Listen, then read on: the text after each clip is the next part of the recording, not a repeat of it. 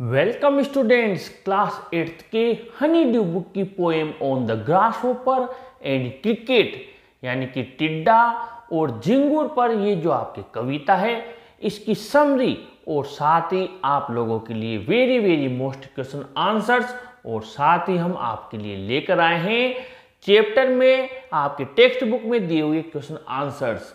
आइए स्टार्ट करते हैं। सबसे पहले इस पोएम की summary. This is a nature poem. ये एक प्रकृति पर कविता है यानी नेचर पर कविता है। In it the grasshopper and cricket do not appear as characters in a story, rather they act as symbols is suggesting something else. इस कविता में जो टिड्डा है और जो झिंगुर है वो एक कैरेक्टर्स यानी कि एक पात्र का किरदार इस कहानी में नहीं निभाते हैं, बल्कि ये एक प्रतीक के रूप में हमें कुछ सुझाव देते हैं। The poem indicates the poet's imagination. कविता कवि की कल्पना को इंडिकेट करती है यानी बताती है। The poet feels, imagines and arranges his views in a rhythmic manner.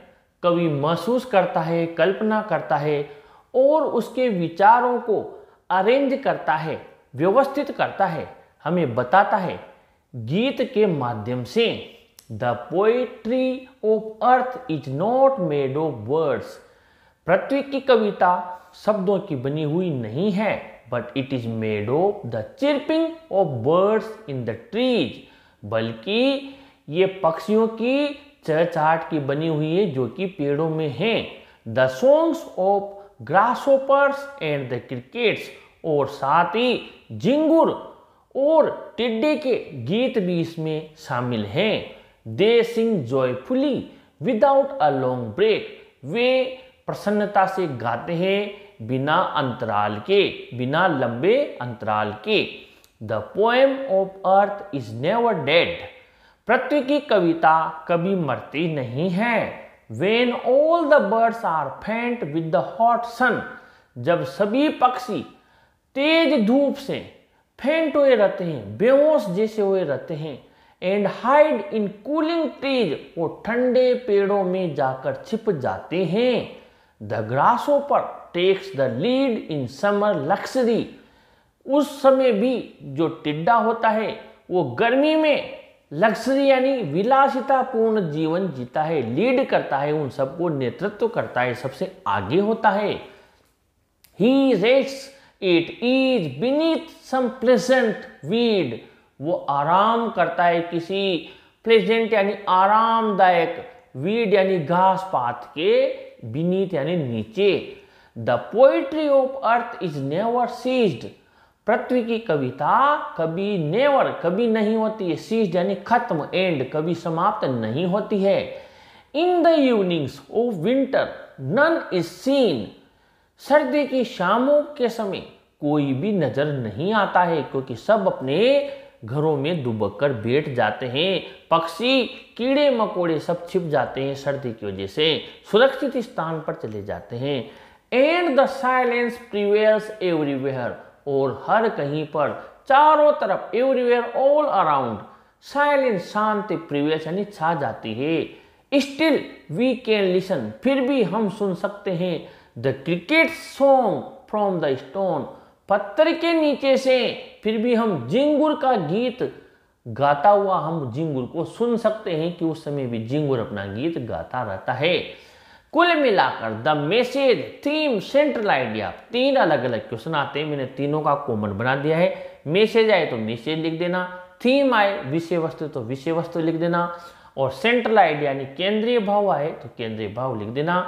Of the poem is, कविता का संदेश, विषय वस्तु, केंद्रीय भाव यह है कि डेट की we should not be hopeless in tough conditions. हमें कठिन परिस्थितियों में भी हार नहीं माननी चाहिए, आशाहीन नहीं होना चाहिए।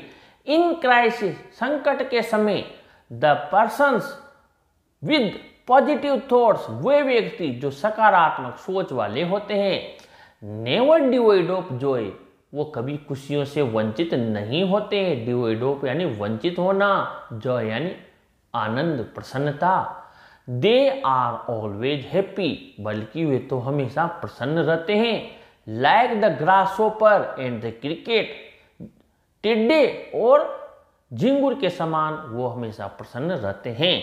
अब आपकी जो टेक्स्ट बुक में क्वेश्चन दिए हुए हैं उन्हें भी देख लेते हैं। जैसे आपका पहला क्वेश्चन दिया हुआ है, discuss with your partner the following definition of a poem. अपने साथी के साथ कविता की निम्नलिखित परिभाषा पर चर्चा कीजिए। और यहाँ पर आपकी परिभाषा दी हुई है, a poem is made of words arrange in beautiful order. These words when read aloud with feeling have a music and meaning of their own। तो इसका आंसर आप लोगों के हमने सामने लिख दिया है। द पोएम इंडिकेट से लेकर और राइमिक मैनर तक। दूसरा है आपकी, the poetry of earth is not made of words, what is it made of as suggested in the poem. पृथ्वी की कविता शब्दों से नहीं बनी है, यह किससे बनी है, जैसा कि कविता में सुझाया गया है। तो इसका आंसर आपको नजर आ रहा है, the poetry of earth is not made से लेकर लॉन्ग ब्रेक तक। इसके बाद में आपके क्वेश्चन नंबर यहाँ पर दिया हुआ है जो 3। अब क्वेश्चन नंबर जो आपके 3 है उस क्वेश्चन को आप देखिए। ये जो क्वेश्चन है आपकी, ये है the grasshopper's happiness never comes to an end. अब ये कह रहा है कि कविता में से वे पंक्तियां ढूंढिए जो निम्नलिखित से मिलान करती हो। तो इसका आंसर आपको नजर आ रहा है आपकी पोएम में से, he has never done with his delights. ये इसका आंसर है। फिर सेकंड दिया हुआ है, the cricket's song has a warmth that never decreases. इसका आंसर है कविता में से line, the cricket song in warmth increasing ever.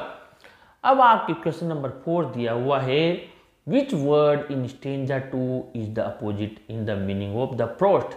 यानी स्टेंजा 2 में पोस्ट का विलोम शब्द कौन सा है। तो इसका आंसर आपको नजर आ रहा है, the opposite of the word जो प्रोस्ट है उसका है इन मीनिंग इज वार्मथ, वो है वार्मथ। प्रोस्ट यानी पाला पड़ना, ठंडा, और वार्मथ यानी गर्मी। अब क्वेश्चन नंबर 5 है, the poetry of earth continues round the year through a cycle of 2 seasons. पृथ्वी की कविता पूरे वर्ष 2 ऋतुओं में ऋतुओं के चक्र में रहती है। Mention each with its representative voice. प्रत्येक को मेंशन कीजिए, समझाइए, बताइए जो इन सीजन की रिप्रेजेंटेटिव करता है, यानी कि जो इन ऋतुओं का प्रतिनिधित्व करता है। तो इसका आंसर आपको सामने नजर आ रहा है। तो 5वें का आंसर आपको द पोएम ऑफ अर्थ से फ्रॉम द स्टोन तक नजर आ रहा है। अब इस बीच में आपके और भी क्वेश्चन के आंसर्स आ गए, लेकिन मैंने ब्रैकेट लगाया हुआ है। शुरुआत में भी 5 लिखा हुआ है और फ्रॉम द स्टोन तक भी 5 लिखा हुआ है। इसके बाद भी हम आगे बढ़ते हैं आपके क्वेश्चन नंबर 6 में, why are the other birds faint. अन्य पक्षी कैसे घबरा जाते हैं, क्यों घबरा जाते हैं। तो इसका आंसर आपको सामने नजर आ रहा है, ऑल द बर्ड्स आर फेंट विद द हॉट सन। गर्म ऋतु की वजह से और पक्षी घबरा जाते हैं। तो आपको ऑल द बर्ड से लिखना है सन तक। इसके बाद में हम आगे बढ़ते हैं question number 7, how can you say that the poem of earth is never dead. आप कैसे कह सकते हैं कि पृथ्वी की कविता कभी मरती नहीं है। तो answer the poem of earth is never dead से लेकर प्लेजेंट वीड तक इसका आंसर है। Question number 8, how can you say that the poetry of earth is never ceased. आप कैसे कह सकते हैं कि पृथ्वी की कविता कभी खत्म नहीं होती है। तो इसका आंसर 8वें का the poetry of earth is never ceased से लेकर फ्रॉम द स्टोन तक, यानी जहाँ 5वां खत्म हो रहा है वहाँ तक 8वां भी है, लेकिन 8वां शुरू द पोएट्री ऑफ अर्थ से हो रहा है। Question number 9, right the message of the poem, यानी कविता का मैसेज। अब मैसेज के अलावा आपके यहाँ पर थीम सेंट्रल आइडिया भी दे दे तब भी आपको यही आंसर लिखना है। बस मैसेज दे तो थीम सेंट्रल आइडिया हटा देना, आंसर लिखना the message of the poem is dead से लेकर और एंड द क्रिकेट तक। थीम दे तो the theme of the poem is dead से लेकर क्रिकेट तक।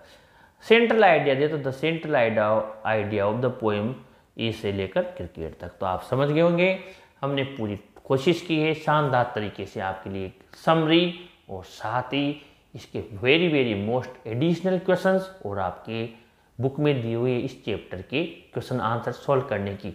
ऐसे ही आप लोगों के लिए कंटिन्यू एग्जाम तक मेहनत करते रहेंगे। वीडियो को ज़रूर लाइक कीजिए, ज़रूर शेयर कीजिए और अपने चैनल को भी ज़रूर सब्सक्राइब कीजिए स्टूडेंट्स। Thank you.